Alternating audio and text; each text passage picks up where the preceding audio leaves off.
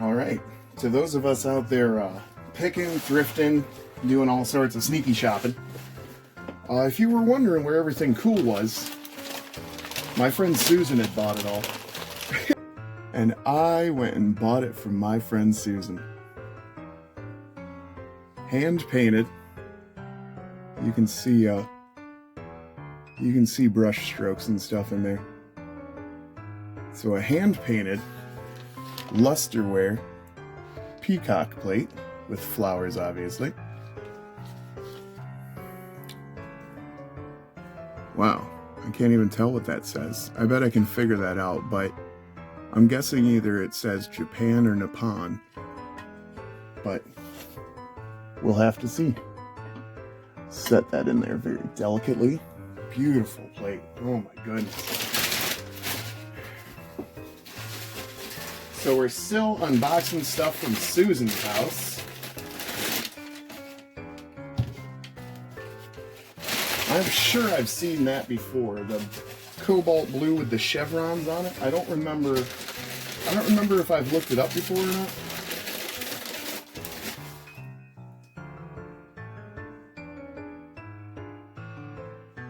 Some cut check glass, probably.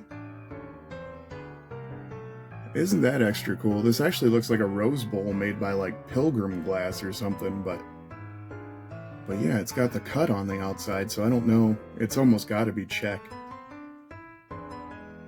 Beautiful polished bottom. I'm fogging it up by touching it because my hands are considerably warmer than it is. Good work, focus. Really nailed that one. You know, I do feel for my camera. I mean, it's trying to focus on things that are glass and sometimes filmy or dirty or what have you. Two of these beautiful little... Man, you know, now that I'm looking at them, I think these are... Okay, settle down. It's gonna be fine. There we go. Nail in the camera. Don't even worry about that. That's the first try. I didn't have to edit anything out. Now look at this. This actually is rough. This is cut glass. Is this an American Brilliant Period cut glass perfume bottle? I mean, it's definitely a perfume bottle. Now, look at the dauber. Look at that beautiful thing. Wow. Okay.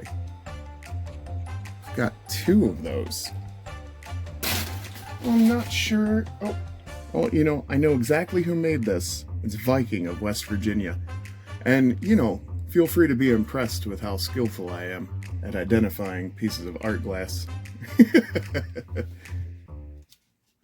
You know what? Last time we put something there, I kept banging stuff into it. So Susan either bought this for $1 or had it at her garage sale for $1. Either way.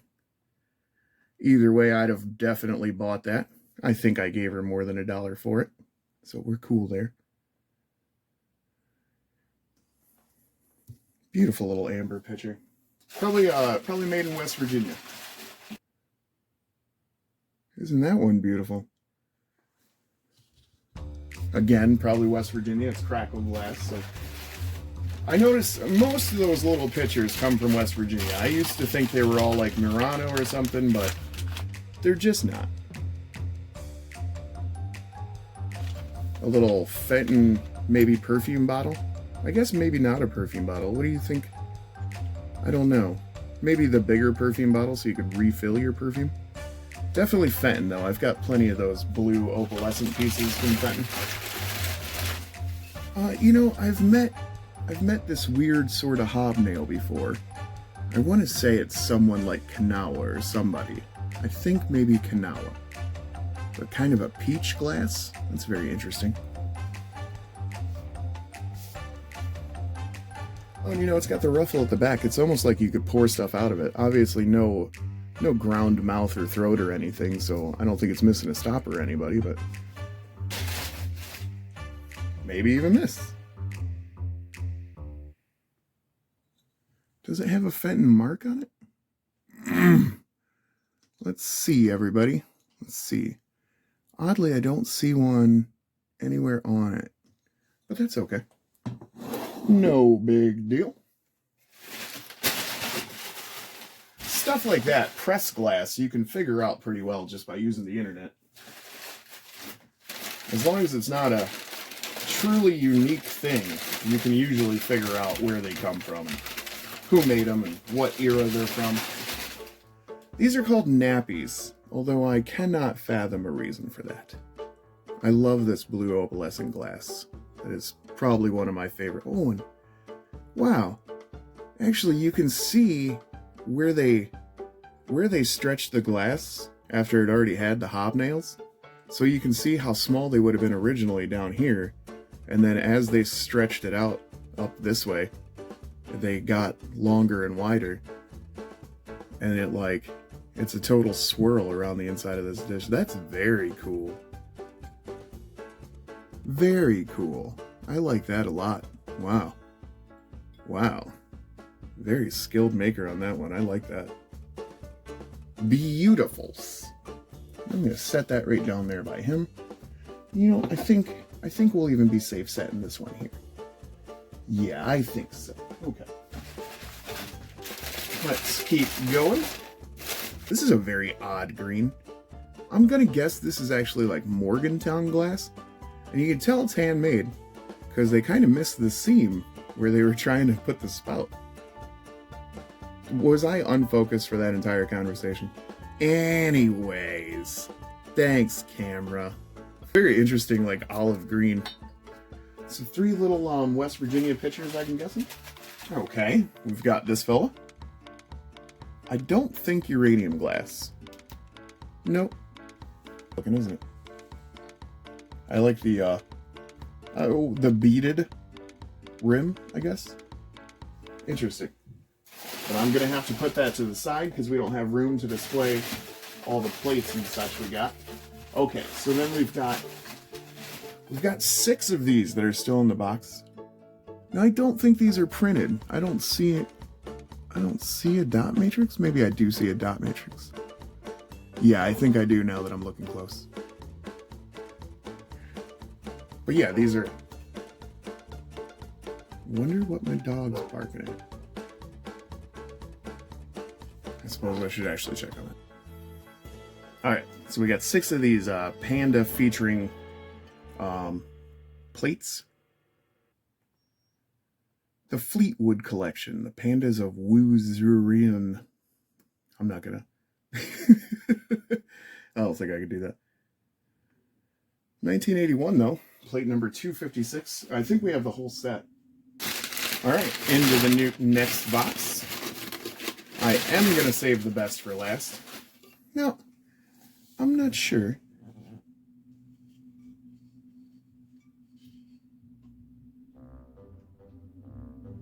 Do you hear that noise out there? I think their power steering pump's going. Anyway, this is a very cool pattern. I like this quite a bit. Clear on the bottom, so maybe it's flashed or something. I'm not sure. It does look handmade down there. This is a little bit more crisp of a rim cut than I like to see for like a quality piece, but I mean, that was pretty enough that I was like, yeah, okay. Add that to the pile here. Now I am saving the best for last, because I got something that's just like my favorite. Maybe Indiana glass, maybe Ellie Smith. Beautiful piece either way. I really dig Carnival glass. I'm really a fan. At some point in time, they had a $25 price tag on it. Are you? Very pretty picture. Oh my god. Very pretty picture with an applied handle. You can see somebody actually... This isn't entirely mold blown because somebody...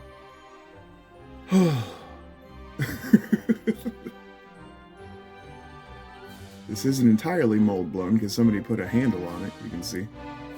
So that would have been done after the initial thing was made, and then they'd have whipped up a fresh piece of glass to throw in there.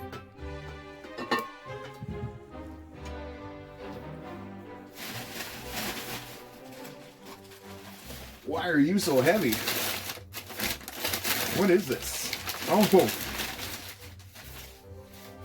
this. Okay. Now, this appears to be a Chinese, maybe antique, stone sculpture vase. Now, I'm not positive it's antique. I'm not a good judge of, you know, whether something was handmade or anything.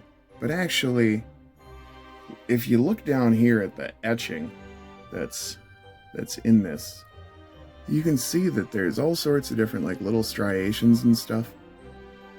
I really think this is probably hand done, which is a good sign.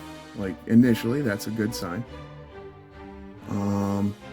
Yeah, I'm just not sure.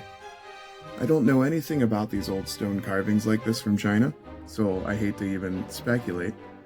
I did notice there aren't really any broken leaves or anything. Yeah, we made this part of our pile. It's obviously pretty fantastic. Seeing if you look down here, that's all actually chiseled out. You can see the separate little tool marks there. They weren't using like a sander or a polisher or anything. So yeah, I actually, upon closer inspection, I'm still going to say that this is an antique stone carving from China. This is pretty impressive. That's probably I'm going to say that's the best one I've ever seen. And look at this. You can see right here, there's a line of rust. So in this metal is actually a little strip of iron, and it's been oxidizing inside there since it was made. Isn't that amazing?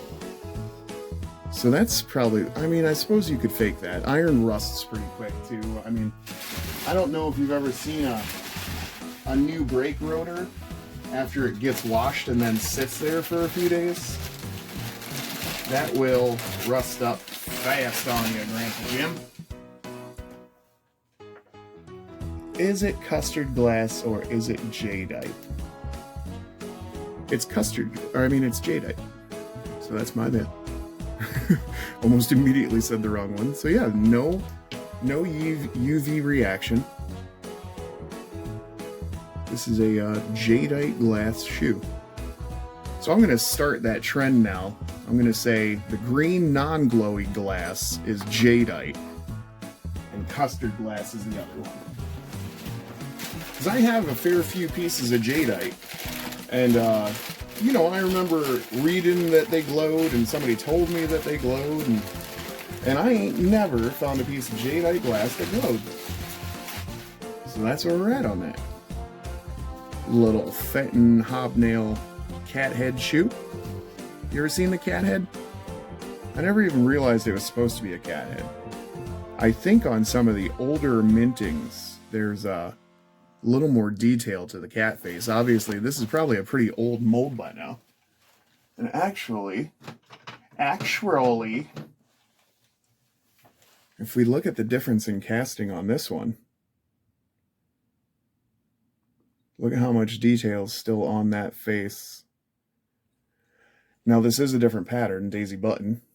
Yeah, it's purple. Don't even talk to me about this shoe. You can't have it. I don't want to talk about it.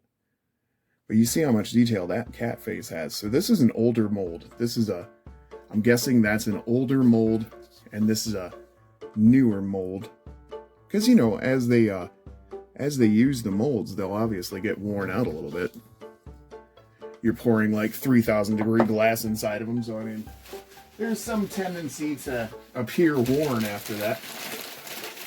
Oh, you know, I said I was saving the best for last, but apparently, I'm gonna say it already. Don't freak out, I only have the horns. But this is diamond lace, some special Fenton color that basically means Vaseline glass with an ebony crest. And yeah, they're definitely uranium glass. I'll let you look at it, and then boom. Bah, bah, meh. Okay. So there's that. Let's make sure we're not bumping into anybody here. Okay. That's part of an epern. You want to have a spelling bee real quick? Epergne. So that's how you spell Epern. And yeah, it's basically a bowl, and it'll have these three horns sticking out of it. Now I know I hadn't told you I had 3 horns yet, but I do. So if you know anybody with a bowl that looks like these 3 horns, I'll sell them to you dirt cheap. No, I'm just kidding. I won't. A whole Epern in this color. Gonna run you at least like $400, I think. I think if you were trying to Google shop this and looking for the 3-horned Epern in this color and rim combination, you would end up paying probably $400 at least, I'm guessing.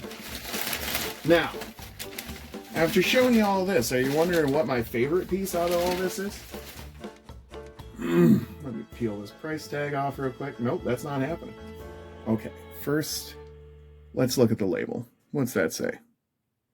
Bohemian Crystal. I mean, I guess we'll take a gander here. Make sure we move our Epern horns. Get those to safety. And then I can show you our new pitcher. So, Bohemian Art Glass / Crystal. Applied handle. It looks to be a handmade pitcher. Hand blown. Number 27 on the bottom of it there. I'm not sure what that's for. But you can see it's concentric rings and stuff. Definitely a handmade piece. Certainly hand painted. Oh my goodness, is that not gorgeous? But now look at these trees over here. I don't usually want to keep pictures, but man, I like that one quite a bit. Let's make sure we're... Oh, I forgot to show you the little bird on the side over there. Beautiful little bird, some more trees. Really like a winter scene, and this gilding down here, as opposed to looking gold, actually it has like a copper tone to it, which is pretty nice. You don't usually see anything like that. Yeah, kind of extra pretty and classy and unique. And yeah, I like that one quite a bit. Very thick enamel on it. So yeah, this is Austin, Best I Can Afford Antiques channel. We're still not done unpacking all Susan's stuff. We got at least 2 more boxes, maybe 3, something like that. We got a 1914 clock at least. We've got a bunch of lusterware, Nippon and Japan. So I mean, if you're into any of that stuff, feel free to come on back. We got just tons more to talk about.